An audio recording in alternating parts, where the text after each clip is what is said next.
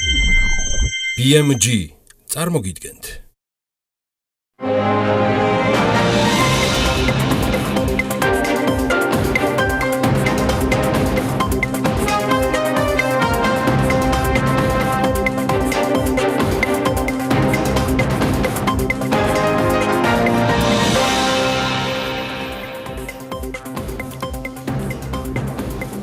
რა პროექტებზე მუშაობს საქართველოს დაალგობრივი და რეგიონული განვითარების კომპანია კომპანიის დირექტორი მირიან გოგიაშვილი საქმის კურსის პირდაპირ ეთერში. ბაზარზე სიცოცხლისთვის საშიში პროდუქციის აღმოჩენის შემთხვევაში რეგულაციები მკაცრდება ცვლილებები პროდუქტის უსაფრთხოებისა და თავისუფალი მიმოქცევის კოდექსში, რომელიც თითქმის ყველა ინდუსტრიულ პროდუქტს ეხება.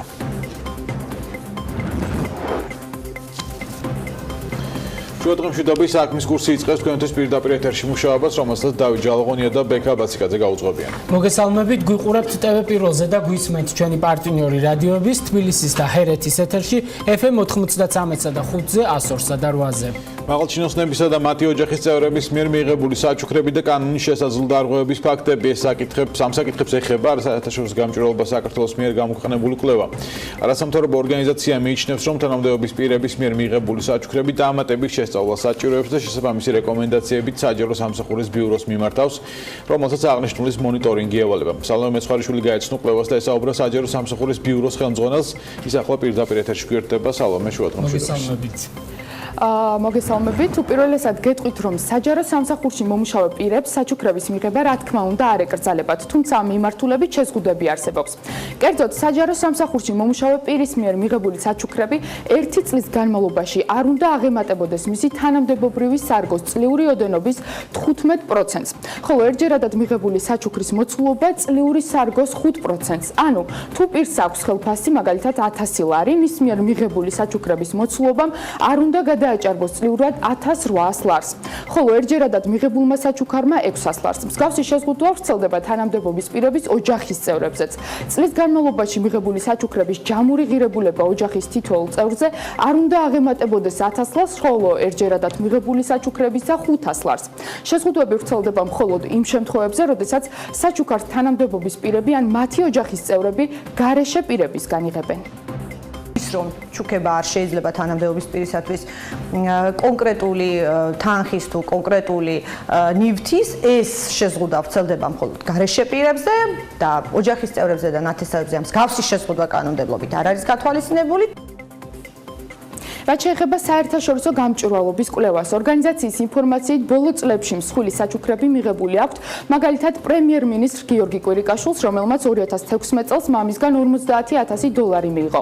100,000 ლარის ღირებულების საჩუქარი აქვს მიღებული ფრაქცია ქართული ოცნების წევრ ნინო წილოსანს. ყველაზე დიდი თანხის საჩუქარი კი ფრაქცია ქართული ოცნების წარმომადგენელს გივი მათიკაშვილს საკუთარი მამისგან აქვს მიღებული. საუბარია 120,000 დოლარის ღირებულების საჩუქარზე.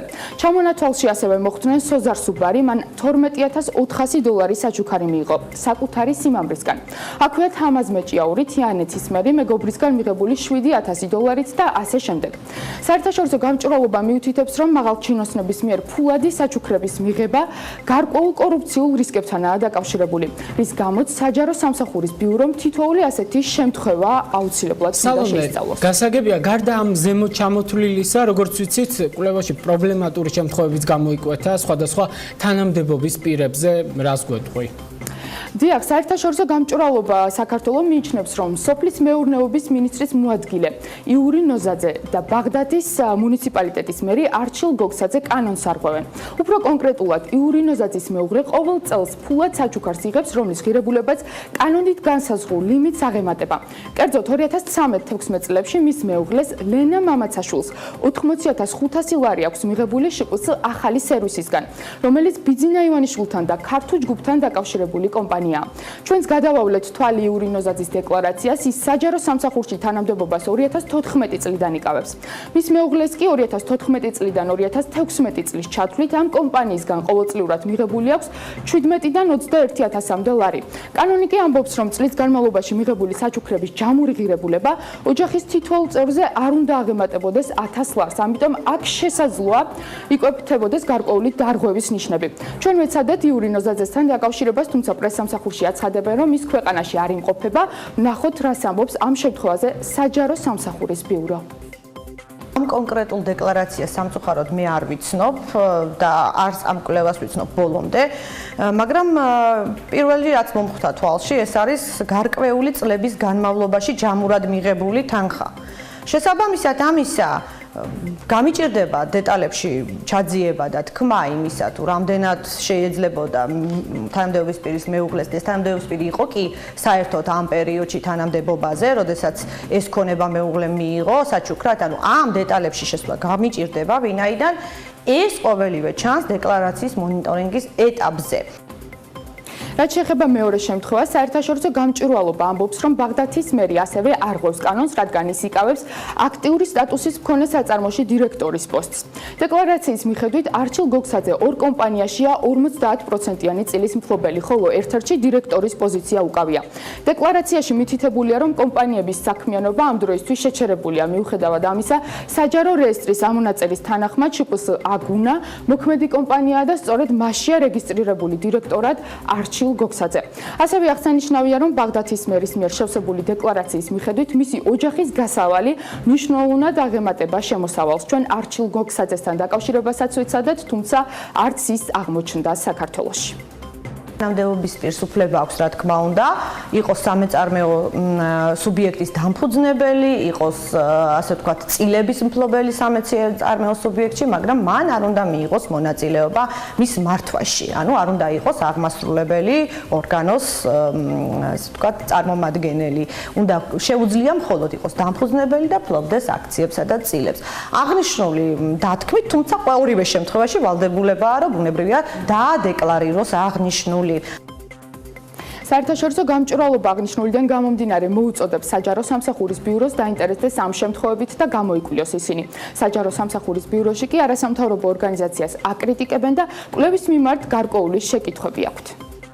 Realtat არის თანამდებობის პირი ქალბატონი ირმა გელაშვილი, რომელსაც უწერია დეკლარაციაში, რომ მამისაგან აჩუქარია 20,000 ლარი. პირველ რიგში მამისაგან ქალბატონი ირმას ნებისმიერ შემთხვევაში დღესაც შეუძლია მიიღოს საჩუქრის სახით ნებისმიერი თანხა, იქნება ეს 20,000 თუ უფრო მეტი, არ აქვს ამას მნიშვნელობა და უფრო მეტსაც გეტყვით, რომ ქალბატონი ირმას ეს თანხა მიღებული აქვს არა იმ პერიოდში, როდესაც ის იყო თანამდებობის პირი, არამედ მანამდე, სანამ ის საერთოდ არ იყო საჯარო სექტორში დასაქმებული პირი.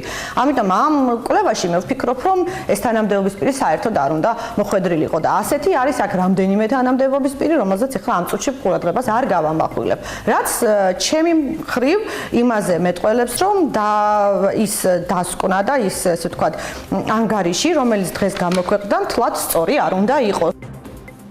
საჯარო სამსახურის ბიუროს უფროსი ეკა ქარდავა ამბობს, რომ ორგანიზაციის განაცხადის და არა კვლევის საფუძველზე არაერთხელ დაუწყიათ მოკვლევა, მისი თქმით, კითხვებს აჩენს, რატომ აერჩია საერთაშორისო გამჭვირვალობა საქართველოს კვლევის გამოქვეყნება და არა განაცხადით მიმართვა კონკრეტული უწყობისთვის.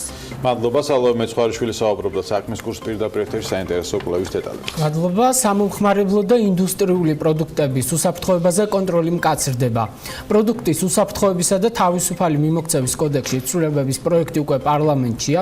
სიცოცხლისთვის უსაფრთხო პროდუქციის ბაზარზე განთავსებას მეთვალყურეობას ტექნიკური და სამშენებლო ზედამხედველობის სააგენტო გაუწევს, რომელიც ახალი ფუნქციებით აღიჭურვება. რას გულისხმობს ცვლილებები და რა ვალდებულებები უჩნდება მეწარმე სუბიექტებს, უფრო მეტ დეტალს ჩვენი ჟურნალისტი ელენე გოგბერაშვილი გაგვაცნობს. ელენე, გისმენთ, ჩემ პირდაპირ ეთერში ხარ. დათო, პროდუქტის უსაფრთხოებისა და თავისუფალი მიმოქცევის კოდექსში ცვლილებების პროექტი ევროკავშირის კანონმდებლობასთან დაახლოების მიზნით ეკონომიკის სამინისტრომ მოამზადა. ჩამოყალიბდა სისტემა, რომელიც საშუალებას მისცემს ტექნიკურ და სამშენებლო ზედამხედველობის სააგენტოს მოახდინოს რეაგირება ისეთ სამომხმარებლო და ინდუსტრიულ პროდუქტებზე, რომლებიც ბაზარზეა განთავსებული და საფრთხის ქვეშ აყენებს ადამიანის ჯანმრთელობას, სიცოცხლესა და გარემოს.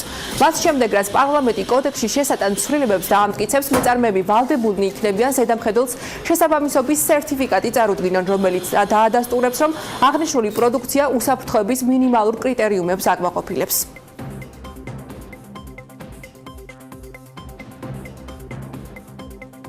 პროდუქტის უსაფრთხოებისა და თავისუფალი მიმოქცევის კოდექსი დღესაც ავალდებულებს მეწარმეებს, რომ ბაზარზე განათავსონ მხოლოდ ის პროდუქტი, რომელიც არის უსაფრთხო და საფრთხეს არ უქმნის ადამიანის ჯანმრთელობას, სიცოცხლეს, გარემოს და საკუთრებას. თუმცა იმ შემთხვევაში თუ მეწარმეები მაინც განათავსებენ ესეთი სახის პროდუქტს ბაზარზე, ზუსტად რეაგირება და ეფექტური მექანიზმის არარსებობის გამო შემოვიტანეთ ჩვენ ეს მექანიზმი. შესაბამისად განსხვავება რა იქნება? განსხვავება იქნება ის, რომ მეწარმეებს დღესაც აქვთ ეს ვალდებულება, მაგრამ მომავალში ასე ვთქვათ მოეთხოვებათ ესეთი სახის დოკუმენტების ქონა, სადაც გაწერილი იქნება, სადაც დადასტურებული იქნება ის, რომ პროდუქტი, რომელსაც ის მეწარმეები ათავსებენ ბაზარზე, არის შესაბამისი საქართველოს კანონმდებლობის, ტექნიკური რეგლამენტების და სხვადასხვა სტანდარტების, რომელიც მითითებულია ამ ტექნიკურ რეგლამენტში. ბაზარზე განთავსებულ სამხმარებლო და ინდუსტრიული პროდუქციის 90% ზედამხედველობას ტექნიკური და სამშენებლო ზედამხედველობის სააგენტო გაუწევს, თუმცა პროდუქციის სპეციფიკიდან გამომდინარე ბაზრის კონტროლს ასევე სხვადასხვა უწყებები განახორციელებენ. სიცოცხლისთვის საშიში პროდუქციის აღმოჩენის შემთხვევაში ზედამხედველი შესაბამის ზომებს მიიღებს.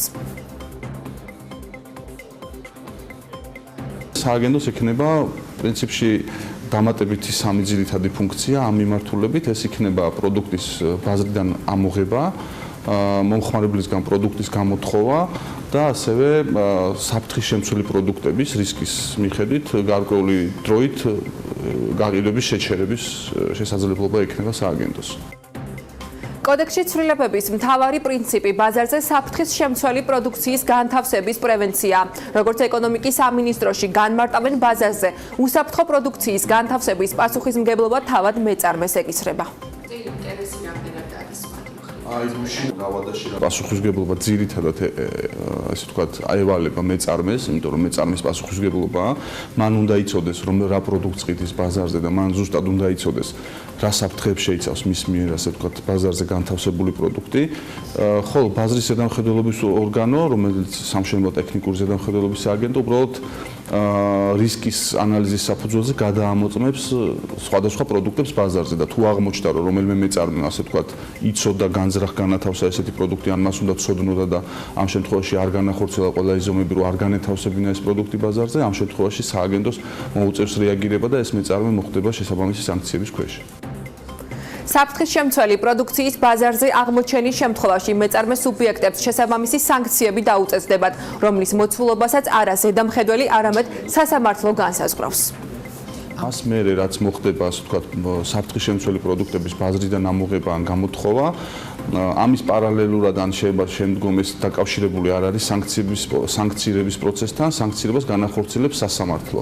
სასამართლო გადაწყვეტს თუ რა სახის სანქცია იქნას გამოყენებული ამა თუ იმ მეწარმე სუბიექტის მიმართ. შესაბამისად, აქაც ჩვენ შემოვიტანეთ სისტემა, როდესაც შესაძლებლობას ვაძლევთ, ასე ვთქვათ, სასამართლოს ობიექტურად იქნას განსჯილი, ასე ვთქვათ, სანქციის მოცულობა და ზომა იმისთვის, რომ გამოყენებული იქნას მეწარმის წინააღმდეგ, მაგრამ კიდევ ერთხელ ვამბობ, ძირითადი მიზანი, რომ საფრთხის შემცველი პროდუქტები იქნას ეფექტურად დაუჩქარა ამოღებული ბაზრიდან, ამას მოახდენს სააგენტო.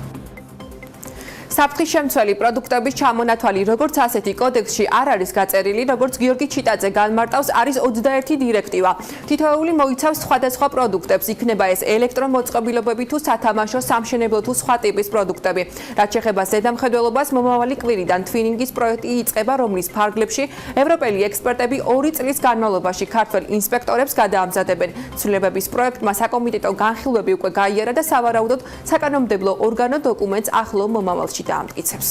მადლობა ელენე გოგბერაშვილი იყო საქმის კურსის პირდაპირ ეთერში. საქართველოს დარგობრივი და რეგიონული განვითარების კომპანიაზე უნდა ვისაუბროთ, რომელიც საპარტნიორო ფონდის შვილობილი კომპანიაა. კომპანიის ფუნქციებს შორისაა ქვეყნის დაჩქარებული განვითარებისთვის დარგობრივი პრიორიტეტების და მათი რეგიონული განზომილების კვლევა, ფარდობითი უპირატესობების გათვალისწინებით, ასევე შესაბამის ბიზნეს პროექტების იდეების ინიცირება, განხილვა, მათი პირველადი დამუშავება და შემდეგ უკვე შერჩეული პროექტების საპარტნიორო ფონდისთვის წარდგენა. კომპანია უკვე რამდენიმე თვეა ფუნქციონირებს და მისი დირექტორი მირიან გოგიაშვილი ჩაგვაყენებს საქმის კურსში. შევადღებ შეტევის ბატონო მირიან. მადლობა პირველ რიგში გადაცემაში მომბრძანებისთვის. დღეს რა პროექტებზე მუშაობთ ბატონო მირიან? სიახლეები რომ ვთქვათ მაყურებელს, თქვენი კომპანია არის თუ არა რეალურად ისეთი პროექტები, რომელსაც ასე ვთქვათ უწერია მომავალში ცეცხლა და განვითარება? მოგესალმებით. ჩვენ შეგვიძლია ვთქვათ სპეციფიკაზე ვისაუბროთ, რომელიც სპეციფიკითაც ჩვენი კომპანია ახდენს პროექტების ინიცირებას, შესაბამისად მისი იდეა სწორედ იმაში მდგომარეობს, რომ ყველაზე მაქსიმალური შედეგის მატარებელი იდეების ინიცირება მოხდეს და შესაბამისად მოხდეს იმ პროექტების განხორციელება, რომელსაც ყველაზე კაი პერსპექტივა გააჩნია დღევანდელი ჩვენი მაკროეკონომიკური მდგომარეობიდან გამომდინარე.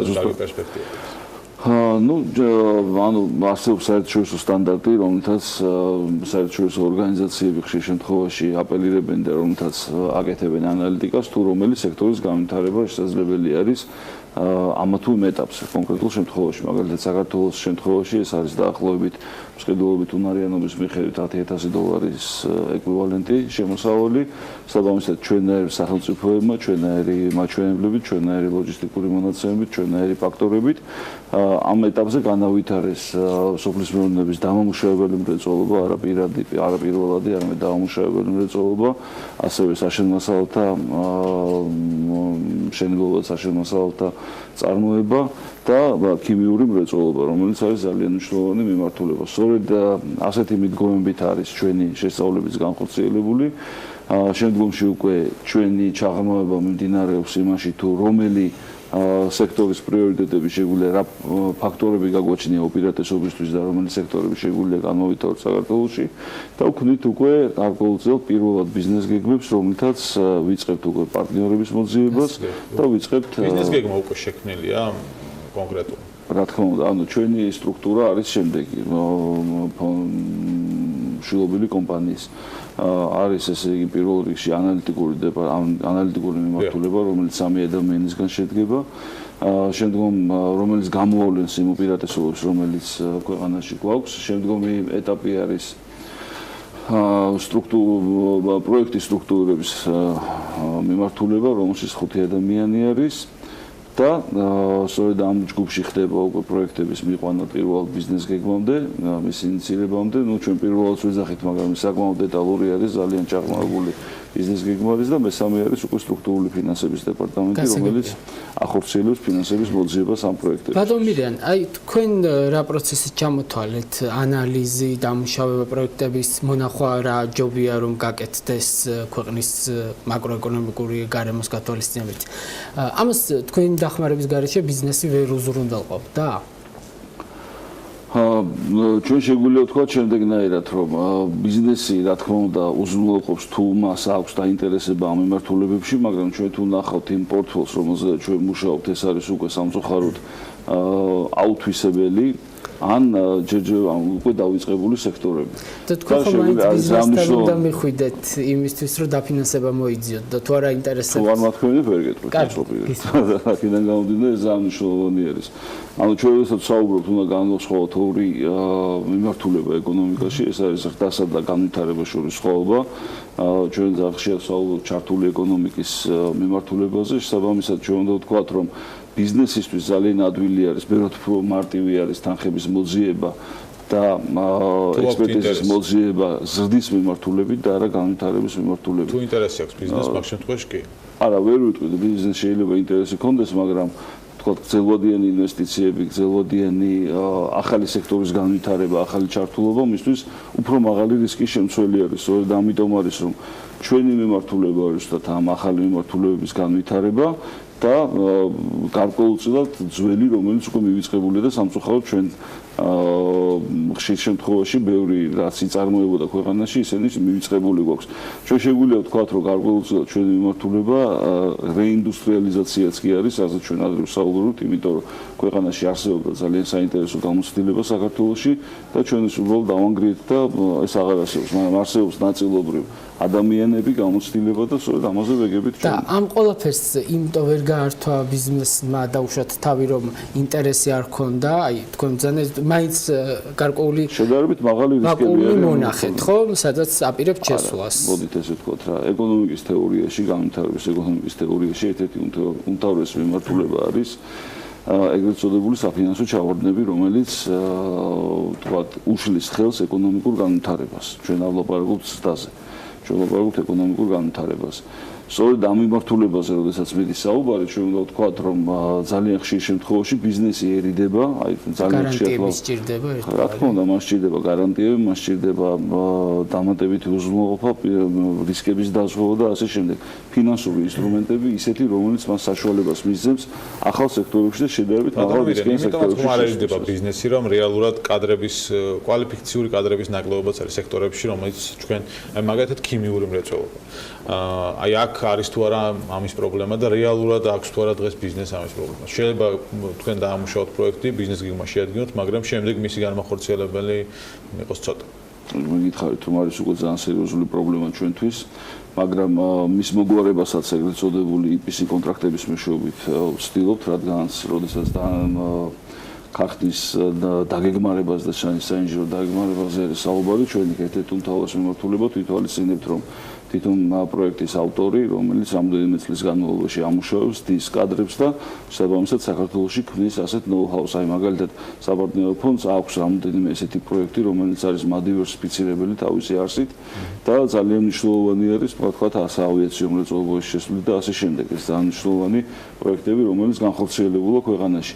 ჩვენ შემთხვევაში ზუსტად ესე არის, იმიტომ რომ ჩვენ ვცდილობთ, რომ შემოვიტანოთ ახალი მიმართულებები, სადაც უფრო ფართო სპექტრი ჩაერთვება მოსახლეობის, მაგრამ ბუნებრივია არსებობს შეზღუდვა ტექნიკური ცოდნების ქვეყანაში. ბატონ მირიან, თქვენ აი ესე ვთქვათ, ამოცანებში თქვენი კომპანიის ერთ-ერთი მიმართულება გაქვთ დარგობრივი გარკვეული პრიორიტეტების გამოკვეთა, კვლევა ამ მიმართულებას გნებავთ, რომ მიაქციოთ ყურადღება, მაგრამ ამ მხრივ თავის საქმეს ასე ვთქვათ, ალბათ აკეთებს ეკონომიკის სამინისტრო, სოფლის მეურნეობის სამინისტრო არის ხომ უწყებები, მათ კონკრეტული ბიუჯეტი აქვს სწორედ ამ მიმართულებით და ისინი ვერ ართმევენ თავს ამ ამოცანებს, როგორ ფიქრობთ? არაერთხელ მომისმენია შეკითხვა და არაერთხელ მიპასუხია, რომ ეს არასწორი ჩამოყალიბებაა კითხვის, ამიტომ ვეცდები ცოტა უფრო ჩაუღრმავდეთ ამას, იმიტომ პირველად არ არის ეგ ამბავი. ანუ სამინისტროები ეს არის პოლიტიკის განმახორციელებელი ჯგუფები. ჩვენ არ ვართ პოლიტიკის განმახორციელებელი ჯგუფი. ჩვენ ვართ პროექტის იმპლემენტატორები, რომლებიც მიდიან უშუალოდ ბიზნესთან და მას უმტკიცებენ, რომ ესა თუ ის ბიზნესი, რომელიც ჩდება სამინისტროების და უწყებების პოლიტიკაში, არის მნიშვნელოვანი და მას აქვს განვითარების შესაძლებლობა. თუ თქვა განვიხილოთ რომელიმე პროექტს კონკრეტულად, მაგალითად არსებობს ესეთი ზოგ პროექტებზე უბრალოდ არ მაქვს საუბარის უფლება, ამიტომ თავ შევიკავებ და ჰიპოთეტურ პროექტს მოგახსენებთ. არის თქვათ 300 მილიონიანი პროექტი, რომელსაც ძალიან სერიოზული მხარდაჭერა ჭირდება სახელმწიფოსგან. ჩვენ უმტკიცებთ ბიზნეს გეგმის დონეზე, EPC კონტრაქტების დონეზე, ფარდობითი უპირატესობის დონეზე, ლოჯისტიკური სქემების ჩამოყალიბების დონეზე, მაგრამ მათ აუცილებლად ჭირდება სახელმწიფოსგან მხარდაჭერა, სახელმწიფოსგან ძალიან ბევრი მათ შორის რეგულაციების მოთხოვნა, მათ შორის სტანდარტების დაყენება და ასე შემდეგ და ეს არის უკვე სამინისტროების საქმე. ჩვენ რა თქმა უნდა ვერ ჩავერევით და ეს არის ის, რასაც სამინისტროები ახორციელებენ. ჩვენ შეგვიძლია ვთქვათ, რომ თითოეულ გადაწყვეტილებას, რომელსაც სამინისტრო იღებს, ბევრად უფრო, რა თქმა უნდა, ბევრად უფრო შრომატევადია, ვიდრე ის, რასაც ბიზნესი მიიღებს თავის ერთჯერად გადაწყვეტილებაში. ბატონო მირიან, რაიმე კონკრეტულ პროექტს ვერ გვეტყვით მაინც, რომელზეც ბიზნეს გეგმა შედგენილია უკვე და მიდის შეთავაზებების რეჟიმში ხართ ბიზნესისთვის. ჩვენ ამ ეტაპზე უკვე წარდგენილი გვაქვს 7 სხვადასხვა პროექტი საპარტნიორო ფონდში, რომელშიც 7-ვეში თქვათ არსებობს უკვე პარტნიორები, რომელთანაც იქნება მაგალითად ერთი ძალიან საინტერესო თემა, თუმცა სამწუხაროდ გადაიდო ზუსტად ერთი კვირის წინ, რასაც არ ველოდებოდით, თქვათ მას არ მოექნა ვალდებულებები, გარკვეული ვალდებულებები და გადაიდო, ეს არის საქართველოში ბაზალტის როინგის აღდგენა და ძალიან საინტერესოდ მიდის. იმედია, რომ უმოკლეს ვადაში უკვე შეთანხმდებიან პრობლემები მოიხსნება და ჩვენ. ვინ არის ეს მხარე? არა, აქ რამოდენიმე მხარე არის, ამიტომ მე ამას არ დავასახელებ. ქართული, მაგრამ აქ რამოდენიმე ჯგუფი არის, რომელიც ამაშია დაინტერესებული. მე უბრალოდ არ მაქვს უფლება ბიზნესის მომენტებზე ვისაუბრო. აი, იმ პრიორიტეტებში და ასე ვთქვათ, მიმართულებებში, რაც გამოიკვეთა, გარდა იმისა მიმდინარე პროექტების 7, რაც ბრძენთ, კიდევ ბევრი ჩამონათვალი გაქვთ განხილვის სტადიაზე. მოდით ესე ვთქვათ რა. ეხლა ეს ძალიან უხერხულად გამოეხა ერთი პროექტის დასახელება, ვთქვათ, მე შემიძლია გითხრათ, რომ აქ არის 7-ვე. არა, ძალიან ბევრი ბაზალტის ბოჭკოს საწარმო, ბუნებრივი ქვის მოპოვების კლასტერი, მოდით მაშინ გეტყვით ბუნებრივი ქვის მოპოვების კლასტერთან დაკავშირებით, ხმა გადამუშავება. თიხები, კერამიკული ფილები და მეაბრეშუმეობის დარგი. ეს არის სახელმწიფოს მიერ გაცხადებული ჩვენ გთხოვეს უბრალოდ რომ მეაბრეშუმეობასთან დაკავშირებით ჩავთულიყავით და ბიზნეს გეგმაში მივეხმარეთ, თუმცა ეს როგორც ბიზნესი მომგებიანი ჩვენ ვერ ხედავთ ამ ეტაპზე, შესაბამისად ჩვენ ეს თხოვნა. ალბათ თქვენი დახმარება რაში გამოიხატა?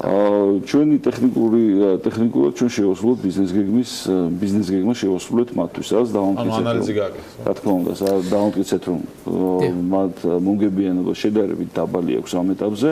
და იმისთვის რომ თქვა თუ სახელმწიფოს გააჩნია ნება რომ აღდგეს ესა თუ ის მიმართულება, ეს არის მასუბსიდირებელი მოთხოვნებისთვის. თავაზობს ისეთ მიმართულებას ან იდეას, რომელიც გაცხრილეთ უკვე, იმიტომ რომ არარენტაბილური იყო შეიძლება. ჩვენ დავთვლით და ვეთქვით რა ფინანსური მაჩვენებლები ექნება და რა სოციალურ-ეკონომიკური მაჩვენებლები ექნება ამ პროექტზე დანარჩენი სახელმწიფო მიიღებს რა თქმა უნდა. აი ჩამონათვალში თქვენ აი სასმელების წარმოებასაც წავაწყდი მე გარდა მთელი რიგი მიმართულებისა, რაც თქვენ დაასახელეთ. სასმელები კონკრეტულად რას გულისხმობთ? არა და იწარმოება და მათ სახელმწიფოს ასე ვთქვათ სახელმწიფო ფონდის შვილობილი კომპანიის დახმარება რაში სჭირდებათ? თუ თქვენ ნახავთ სტატისტიკას, საქართველოში თქვათ ეს ნატურალური წვენების მოხმარება ერთ-ერთი ყველაზე დაბალი არის მსოფლიოში. ისევე როგორც თქვათ შეგიძლიათ ნახოთ თევზის მოხმარება, მე არ ვიცი მანდ გაქვთ თუ არა პროექტებში, ანუ კულტურა მოხმარების ქვეყანაში განვითარებასთან ერთად და მსხვილობით უნარიანობის დასთან ერთად გაიზრდება და შეიცვლება. სწორედ ეს არის ჩვენი ანალიტიკის ნაწილი ერთ-ერთი, რომელთაც ჩვენ გვეგმოთ თუ რა პროექტი რაში მდგომარეობს. ერთი ზომით მაშინ ვიტყვი, იმიტომ თუ არ გითხარით ვერანაირად ანუ ჩვენ ხსნით იმას და ვამტკიცებთ თუ რა პრეფერენციები ექნება მომხმარებელს უახლოეს მომავალში და ვგეგმავთ მათი საომავლო პრეფერენციებს. შესაბამისად, როდესაც ჩვენ ვსაუბრობთ, რომ წვენების იგივე მათ შორის წვენების დამუშავება, ხილის დამუშავების მიმართულებაზე საუბარი, მისი მოხმარება ქვეყანაში გაიზრდება. ამიტომ დღევანდელი მდგომარეობით ერთ სულ მოსახლეზე მოხმარება იმ წვენების, რომელიც არის ძალიან დაბალი და საერთოდ ზოგადად პერსპექტივაში ჩვენ უნდა ველოდოთ, რომ მოხმარება გაიზრდება. შესაბამისად, წარმოებაც არის ძალიან დაბალი დღეს. ამ წვენების. ხო, რაც თუ ნახავთ გარკვეული გარემო პირობები უშლით, მაგალითად, ბევრი დაბრკოლება ადგილზე, იგივე მარკირების პროცესი, რაზეც მიდის მთელი პერიოდი. მე ვფიქრობ, რომ მარკირება არ არის ყველაზე მთავარი პრობლემა, პირდაპირ გითხრათ, მანდ უფრო ძელვადიან ფინანსებზე უფრო სერიოზული პრობლემა, გეტყვით პირდაპირ ტექნიკური ცოდნებით საკმაოდ შეზღუდული არის, იმიტომ რომ თქვა ტექნოლოგიები საკმაოდ დავჭით ცოტა წინა პერიოდში, ასე ვთქვათ, ზოგ შემთხვევაში არიან ძალიან საინტერესო პიროვნებები, ვინც თავისი იდეებით არიან, შეგიძლიათ ნახოთ ახლა სავსეს მაგალითი პირდაპირ, რომელიც ახალგაზრდა ადამიანს საოცრებად მოახდინა, ამიტომ აქ არის ძალიან ბევრი ინოვაცია, რომელსაც სჭირდება რისკი, რომელსაც სჭირდება გვერდში დგომა სახელმწიფოს. მაგრამ სავსეს შემთხვევაში ნუ ბრიტანეთია და იქ შეძლო თქვა თავისი ბიზნესი განვითარება. იქ შეძლო და რატო შეძლო? იმიტომ რომ იქ არის ამის პირობები, ხო? ამის პირობების მოდით. იქ დიდი ბაზარია თან ახლა ჩვენ არ არის ეგრე მარტივად, იქ დიდი ბაზარია და ბევრი მიმწოდებელიც არის. ჩვენთანაც არის ბაზარი და სწორინის შემთხვევაში ბევრი მიმწოდებელი არ არის პრობლემა კონკურენციის თვალსაზრისით. რაც სავსემ გააკეთა ყოველ შემთხვევაში. რატომ არ არის? აბა ნახეთ თუ არ არის. ყოველ შემთხვევაში თუ სწორად მიაწოდებ და სწორ პროდუქტს მიაწოდებ კონკურენციას. ზუსტად ამაზეა საუბარი, ეს ექსპერტიზა, რომელიც ჩვენთან არის ძალიან მნიშვნელოვანი, ჩვენთან არის განვითარებული. ამაზე მაქვს საუბარი ზუსტად და არსებობს გარდა ამისა ძალიან მნიშვნელოვანი ფაქტორი ეს გრძელი ფინანსების, არსებობს თქვა საოპერაციო კაპიტალში ხარდაჭერის ფუნქციები, რომელიც აუცილებლად უნდა განახორციელოს სახელმწიფომ და ზუსტად ამებზე მუშაობთ ჩვენ აი რა ფაქტორები უნდა შევქმნათ იმისთვის რომ განვითარდეს ბიზნესი. ბატონო, რა ბიზნესი აქვს განვითარების პერსპექტივა? აი ვიდრე ზოგადად აი თქვენ ახლა აი მაგალითად აქ არის ქვების თემაზე იყო საუბარი. ყველაზე რთულ მაგალითს გეტყვით იმასთან დაკავშირებით, თუ საქართველოს ქვის ინდუსტრიაში შესაძლებელია იყოს ერთ-ერთი ყველაზე დიდი მწარმოებელი და ექსპორტიორი და იმის გამო რომ არასწორად მიმდინარეობს ადგილზე დამუშავება თვითონ კარიერების, ამის გამო ჩვენ ვართ იმპორტიორები. და თქვენ 12 ტექნოლოგიურად 12 ადამიანი მუშაობთ ამ კომპანიაში, როგორ მოახერხებთ ამ ყველაფერს, რომ რასაც მოახერხებთ იმას გავაკეთებთ. და რატომ გენდოთ, ასე ვთქვათ. ერთი საკითხი, აი პრეფერენციები მომხმარებლებს, თქვენ ბრძანეთ, მინდა რომ ეს წონების საკითხი ცოტა მომხმარებლების პრეფერენციები. მომხმარებლების, დიახ. რას გულისხმობთ უფრო დეტალი მაგალითად პრაქტიკაში გითხარით? ეს არის აბსოლუტურად სტანდარტული მიდგომა ეკონომიკური განვითარების თეორიაში, როდესაც ჩვენ საუბრობთ თუ რისი მოხმარება გაიზრდება გარკვეულ ეკონომიკური განვითარების ამა თუ იმ ეტაპზე. რისი მოხმარების დასრულდა ველოდოთ. ანუ თქვენ ფიქრობთ რომ არსებული წარმოება, წარმადობა ვერ ასე ვთქვათ ფარავს დღევანდელ მოთხოვნას, თუ მოთხოვნა არის დაბალი და ამიტომ შესაბამისად არ პასუხობს ბიზნესი მას. დღევანდელი ანუ არსებობს სტანდარტი ქცევის, ხო? მოხმარების ქცევის სტანდარტები სოფლიოში. ჩვენ შეგვიძლია ვთქვათ, რომ საქართველოში განსხვავებულად არის ამ ეტაპზე და უნდა ველოდოთ ამ მიმართულებებით სოფლის მეურნეობის გადამუშავების შედეგად მიღებული პროდუქციის მოხმარების ზრდას. მე ამას ვავიძახი. ეს არის საერთაშორისო გამოცდილება. გამომდინარე თქო დღევანდელი მოცემულობიდან 7 პროექტის შეთავაზებები და მოლაპარაკებები დაახლოებით რა დრო დაგჭირდებათ რომ უკვე განხორციელებულ პროექტებზე ვისაუბროთ?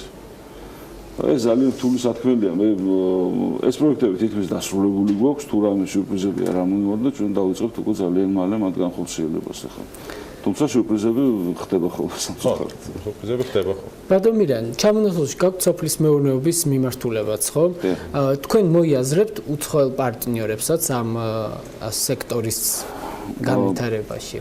ფაქტიურად ყველგან მოვიაზრებთ, აი როდესაც ჩვენ IPC კონტრაქტორები ვთქვით, იქ ყველგან ჩვენ მოვიაზრებთ, რომ იქნება უცხოური ექსპერტიზა. იმიტომ რომ თქვათ იგივე მანქანიდან გარეთ მუშაობის ნაწილში, იგივე მარკეტინგთან მუშაობის ნაწილში და ჩვენ ავფიქრობთ ხომ მარტო საქართველოს ბაზარზე. აქ ყველაფერში ჩვენ გვჭირდება უცხოური პარტნიორები, რომლებიც სამწუხაროდ დღეს ჩვენზე უფრო წინ არიან ძალიან ბევრი მიმართულებით. განათლება და ექსპერტიზა ამ ტექნოლოგიური ცოდნა, რასაც თქვენ ბრძანებთ, ეს უმთავრესი. მე გულისხმობ, აი მაგალითად უშუალოდ წარმოების პროცესში უცხოურ კომპანიებს, უცხოურ ჯგუფებს, იმიტომ რომ სოფლის მეურნეობაში არის ერთ-ერთი წინაღობა, ასე ვთქვათ, რაც ახლა ბოლო პერიოდში იქმნება, ან შეიქმნება, ყოველ შემთხვევაში მიწის გასხვისებასთან დაკავშირებით იქნება რეგულაციები. ხომ არ ფიქრობთ, რომ ეს ამ დარგს, ასე ვთქვათ, ხელში შეუშლის უცხოური ინვესტიციების და ცოდნის მოზიდვას? არის სოფლიოში გამოცდილება, როდესაც გრძელვადიანი იჯარებით დადებითი შედეგი მიიღეს. ნახოთ, რა თქმა უნდა, ლიკვიდობა შეუშლის ხელს მიწის და რა თქმა უნდა, სავარაუდოდ უფრო მეტი პრობლემა იქნება არ გასხვისების შემთხვევაში, ვიდრე გასხვისების შემთხვევაში. მაგრამ ნუ მოგვარება ამ პრობლემისაც შესაძლებელი არის, თუ პოლიტიკური გადაწყვეტილება სხვანაირი არ არის, მაშინ ესე უნდა მოვერგოთ იმას, რა ფაქტორებიც გაგვაჩნია, ეს ჩვეულებრივი ამბავი არის ხომ. და ბატონმირან, მოდით ერთგვარი ფორმულად შევთავაზოთ მომხმარებელს მოკლედ, მაყურებელს ამ შემთხვევაში, როგორ აწვდით თქვენს იდეას, ასე ვთქვათ, ინვესტორს, ანუ თქვენ დაამუშავეთ პროექტი, შემდეგ ეძებთ ფინანსებს, ერთის მხრივ საპარტნიორო ფონდსაც წარუდგენთ, ასევე სხვა ჯგუფებს. აი, რა არის ეს პროცესი, რომ აგვიღწეროთ უფრო მარტივად და გასაგებად? ამისთვის არის სტრუქტურული ფინანსების ნაწილი სპეციალურად ჩვენ გვაქვს მიმართულება, რომელზეც ერთი ადამიანი მუშაობს, მაგრამ ეფექტურად. და შესაბამისად იმ ნაწილში დეპარტამენტში, ასე ვთქვათ, რომელიც ამ სტრუქტურულ ფინანსებს ემსახურება, არის უამრავი ინფორმაცია დაგროვილი, ვთქვათ, როგორი toolkit-ი არსებობს, ასე ვთქვათ, ფინანსური ინსტრუმენტები არსებობს იმისთვის, რომ ესა თუ ის პროექტი განხორციელდეს. ყოველთვის ყველაზე რთული მომენტი და მთავარი გახლავთ ის, რომ ვიპოვოთ საკუთარი კაპიტალის ნაწილში მონაწილე პარტნიორები, რომლებიც თავისი თანხით, თავისი რისკით შემოდიან პროექტებში, მათ leverage-ს, ასე ვთქვათ, სტრუქტურირებას საკუთარი კაპიტალის ნაწილში ჩვენ ვახორციელებთ ფონდის მეშვეობითაც, კიდევ სხვა პარტნიორი ორგანიზაციები ყავს, რომლებიც შემოდიან ამ სტრუქტურაში, დანარჩენი უკვე ძალიან მარტივია, იქ უკვე მოდის უკვე საერთაშორისო შესაძლებლობები, რისკების გასწორება. საპარტნიორო ფონდის ბაზაზე, ვთქვათ, ჩინურ ხარისხთან საკმაოდ აქტიურია საპარტნიორო ფონდის თანამშრომლობა, ხომ? ჩინური კომპანიების მხრიდან როგორია დაინტერესება? და არის თუ არა შეთავაზებები მათ მიმართ და პერსპექტივაში განეკუთვნება თავისი აღჭურვილობა მანქანიდან გარედან ყველას აქვს. ჩვენ ახლა საუბარი არის ამ თუ იმ პროექტის განხორციელებისთვის, მაგალითად რომელი დაანადგარები გვირჩევნია და ეს უნდა მიიღოს წმინდა ბიზნეს გადაწყვეტილება. ამ შემთხვევაში ჩვენო მხარემ პარტნიორებთან, ასე ვთქვათ, საკუთარ კაპიტალში equity პარტნიორებთან მონაწილეობის შემთხვევაში. იყო რამოდენიმე შემთხვევა, მაგალითად არის ერთ-ერთი ნაკლებად ცნობილი ჯერჯერობით შესაძლებლობა საქართველოში ბიო საწვავის წარმოებასთან მიმართებაში. და ნუ ჩვენ ამაზე ძალიან ბევრი ვიმუშავეთ. დავასაბუთეთ, რომ არის ძალიან მომგებიანი, ყავს აქ ერთი ქარხანა ფუნქციონირებს, ხო, როგორც ვიცი, ერთი საქართველოში არ ფუნქციონირებს ბიოსაწვავი. საერთოდ რეგიონში არ ფუნქციონირებს ჯერჯერობით ესეთი ქარხანა, მაგრამ არის ძალიან მომგებიანი და ძალიან საინტერესო თავისი არსით, მაგრამ ის მარტო ვერ ფუნქციონირებს, ის უნდა იყოს დიდი კლასტერი, არის ძალიან დიდი პროექტი, 350 მილიონ დოლარიანი პროექტი, ცოტა უფრო მეტი. და შესაბამისად სამინისტროების და უწყლობის გარეშე რა თქმა უნდა ჩვენ ამას ვერ გავაკეთებთ, მაგრამ აი სწორედ ამ პროექტში შემიძლია გითხრათ, რომ გადაწყვეტილებებს მაგალითად ვიღებთ იმის სასარგებლოდ, რომ იყოს ძალიან მაღალი ხარისხის დანადგარები, რომ თქვათ მე კითხვის ნიშანი არ გაჩნდეს, ეჭვი არ გაგვიჩნდეს, შესაბამისად ამაშიც რადგანაც ჩვენი ცოდნები ძალიან ნაკლები არის, მოყავს EPC კონტრაქტორები, რომლებიც გარკვეული პერიოდის განმავლობაში სანამ თანამშრომლები არ იქნებიან მზად, ისინი თვითონ მართავენ და თვითონ ამუშავებენ და მოამზადებენ თანამშრომლებს. ამ ჯერზე უნდა დავასრულოთ, ბატონო მირიან. მადლობა გადაცემაში მობრძანებისთვის, წარმატებები პროექტებზე, რომელზეც მუშაობ და რომელზეც აპირებთ, ასე ვთქვათ, დამუშავება საომალოდ. მირიან გოგიაშვილი იყო ჩვენი სტუმარი. მადლობა მას კიდევ ერთხელ. რეკლამის შემდეგ დაგიბრუნდებით რამდენიმე წუთში. დროებით.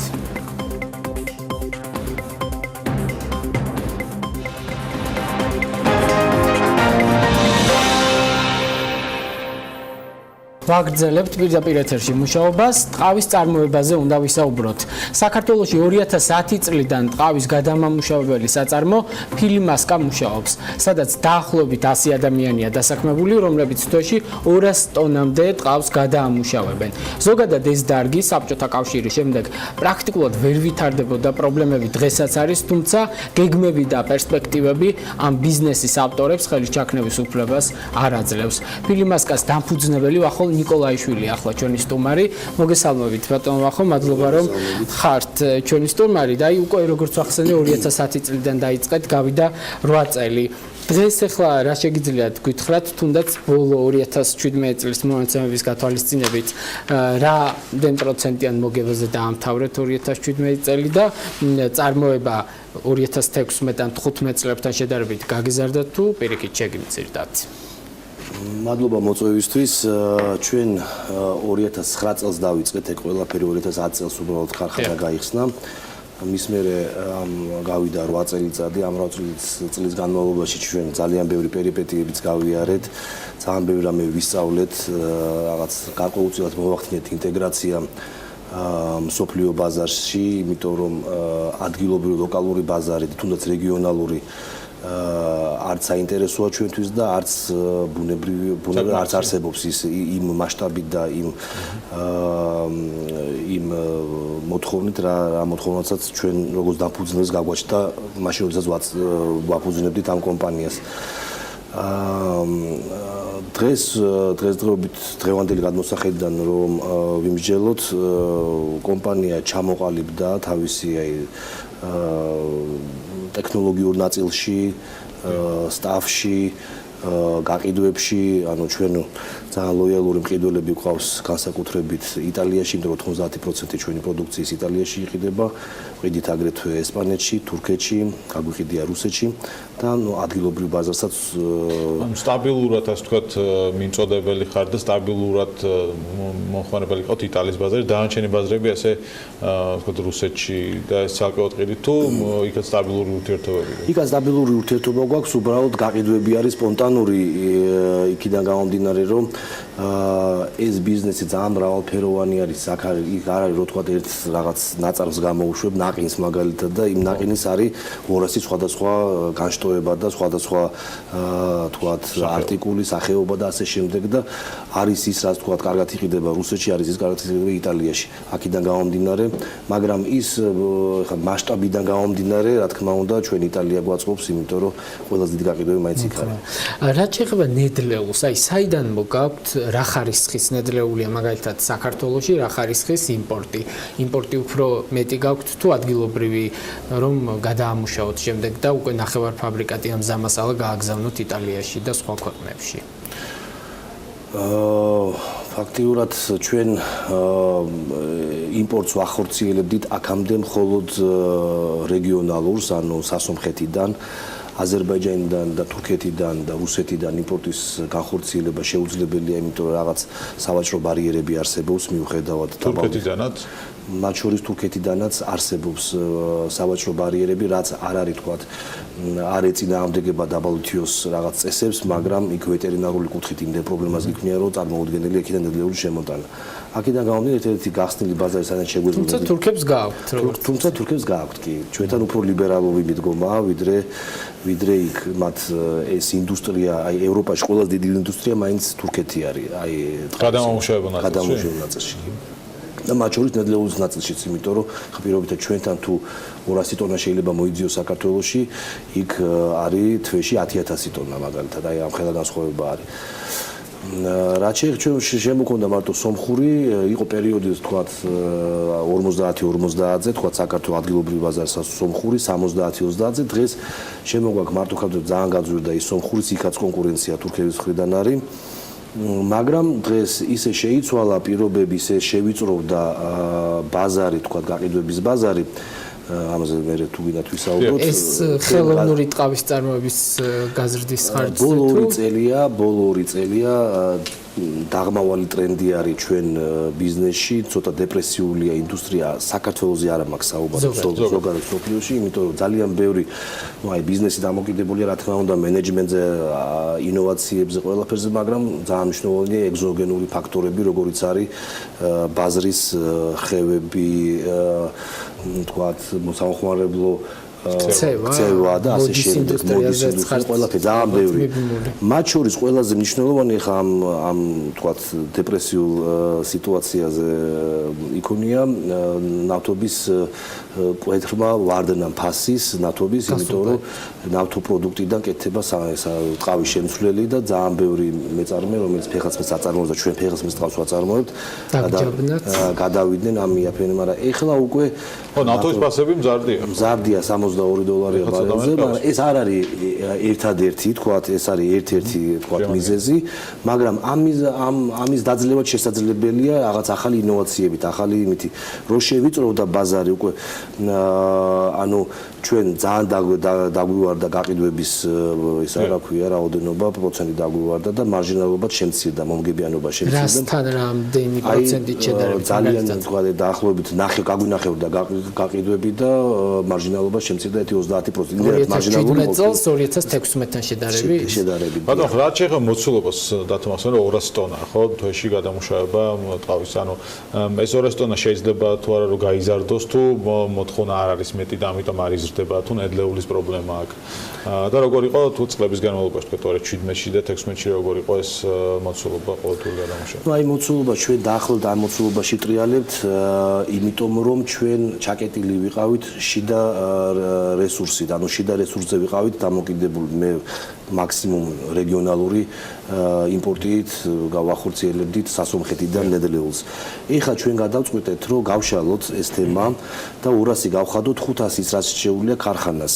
ამას დამატებით ინვესტიცია ჭირდება, დამატებით ძალისხმევა, დამატებით იმის ხარჯზე რომ შემოვიტანთ უფრო მაღალღირებული ნედლეული. ჩვენ ნედლეული აი მაგალითად ბრიტანეთიდან, ამერიკიდან, ევროპიდან ამაზე მუშაობთ, რა თქმა უნდა, უფრო ძვირია, ორჯერ სამჯერ უფრო ძვირია ვიდრე ქართული ნედლეული, მაგრამ ხარისხიც უკეთესია და ბაზარი რო შევიწროვდა იმდენად შევიწროვდა, რომ დღეს მოთხოვნა აი მაღალხარისხიან ტყავზე არ შესუსტებულა, შესუსტა უბრალოდ დაბალხარისხიან ტყავზე და ეს პირდაპირ დაგვარტყა ჩვენ. აი როდიდან გეგმობთ ამ წარმოებას და რა დაგიჯდებათ, რო გითხრათ?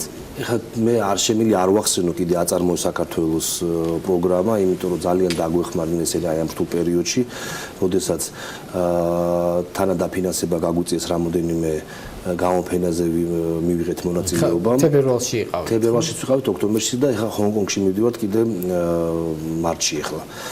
დავდეთ კონტრაქტები.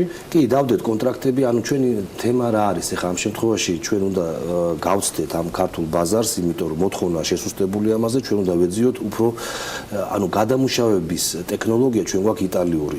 ჩვენი გადამუშავება არ განსხვავდება თქვა იტალიურისგან და ამერიკულისგან. შეიძლება და რაღაც მომენტში უკეთესიც იყოს, უბრალოდ ჩვენ განსხვავდებით ნედლეულით, ან მექანიკური დაზიანებას დაბალი ხარისხის ჯვარზე, რაც არ უნდა გაუკეთოს. რა განაპირობებს ამას? აი იმას განაპირობებს თქვათ სასაკლაოში როგორ მოხსნიან ამ ტყავს, როგორ გაატყავებენ. იქ რჩება ძალიან ბევრი დანის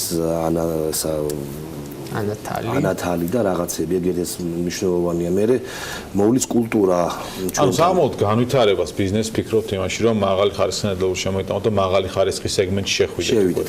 რომ იქ ფასიც მაღალია შესაბამისად და შეიძლება მარჟა იგივე იყოს, უბრალოდ გაგვეზდება საბრუნავი საშუალებები. რამე დამატებით ინვესტიცია ამის არ გვჭირდება, უბრალოდ საუბარია დამატებით საბრუნავ საშუალებებს. კი ბატონო, დიდი მადლობა. წარმატებები ვახო ნიკოლაიშვილი იყო ჩვენი სტუმარი, წარმატებები მას და უახლოს მომავალ გამოფენაში მიიღო მოწესრიგება როგორც ჰონკონგში და წარმატებები ამ გამოფენის ფარგლებშიც. საქმის კურსი 15 საათზე ამ დასრულებულია, 22 საათი და 45 წუთზე შევხვდებით ერთმანეთს. ნახვამდის.